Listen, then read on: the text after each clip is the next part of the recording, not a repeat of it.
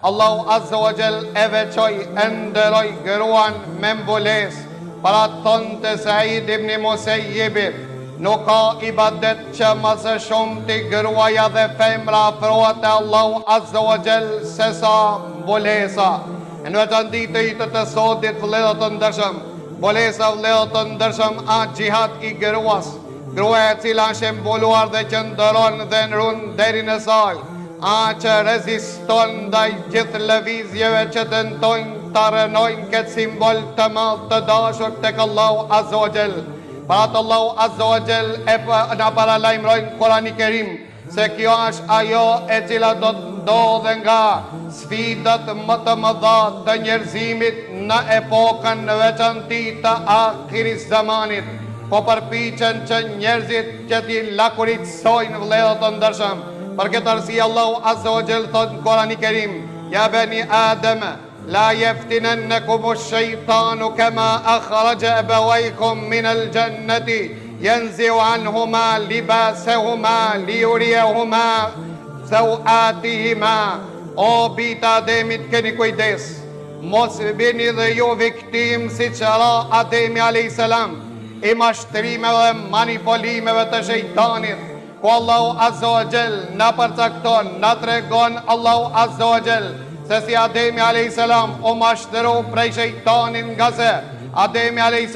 nuk beson të që ka mundësi një krijes të betohet në Allahun Azza wa Jall rrejshëm, dhe shejtani u betu para Ademit a.s. rrejshëm, se nëse haprej kësaj peme do t'jet i përhershëm. Mirë po qëllimi dhe sinimi shejtanit vëllezër të ndershëm ishte diçka tjetër. Ishte për qëllim që ti lakuritson dhe ti nxjerr nga xheneti Allahu, që ti privon nga rahmeti dhe mëshira Allahut Azza wa Jall. Pat Allahu Azza wa Jall në të rejtë vërejtë dhe thot: O bita Ademit, keni kujdes, mos bini në sprovat që ra baba juaj Ademi, që edhe Allahu Azza wa Jall në tregon dhe thot se shejtani arriti që të nxjerrë Ademin dhe bashkëshortën e tij nga xheneti, dhe këto kur hangrën nga pema dhe thien urdhin e Zotit të tyre, o lakrytsuan dhe u duken pjesët e turpshme të tyre. Për këtë arsye, sikur që Allahu Azza wa Jall aludon me këtë jetë dhe shumë hadithet pejgamberit Allahu, që lakuritësia vëllezër të ndershëm a privim i njeriut ndaj mëshirës Allahut Azza wa Jall.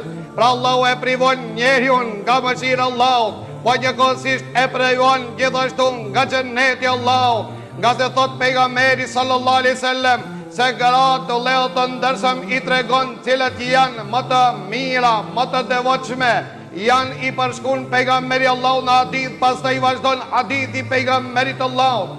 Dhe thot pejgamberi Allahut se gratë më të këqija runa Zot janë ato që ekspozojnë veten e tyre, ato që ekspozojnë trupin e tyre, ato që ekspozojnë bukurinë që Allahu Azza wa Jall ja ka dhuruar atyre. Pra ato të cilat hecin se ekspozojnë dhe isprovojnë të tjerat. Pa tonë të pejgamberi Allahut të runa Zot, dine se këto janë hipokritat. Pra vëllezër të ndershëm, pejgamberi Allahut i përshkruan hipokrita, dini përse?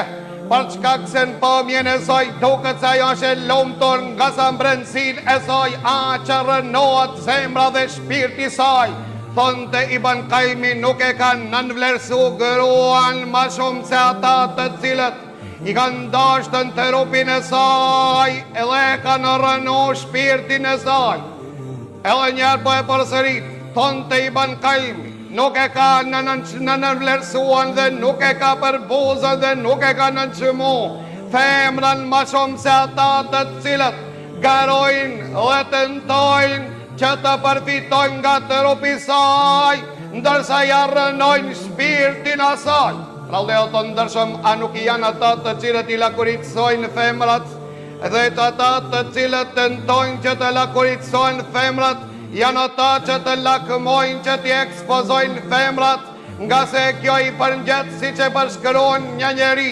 Vëllezër të ndershëm, me fjalë magjike apo fjalë manitse, sikur një bari i cili kishte kopen e dhënëve të tij dhe ai e mbylli në ahrin e fortifikuar të tij, që t'i ruan nga ujqit, mirë po ujqit erdhen për rreth arit dhe brorit që dhe thonë që dojmë liri për dhenët qëllimit tyre ishte Leo të ndërshëm që t'i kafshon dhe t'i hanë dhënd ato me ndoshin dhënd nga brena se vërtet janë duke në dosh neve lirin, janë duke në dosh neve emancipimin, janë duke në dosh mirësin ton për atë Ibn Jauzi thonte.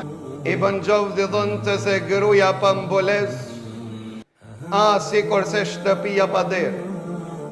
Gruja pa mboles, Leo të ndërshëm, si kur mori pa derë.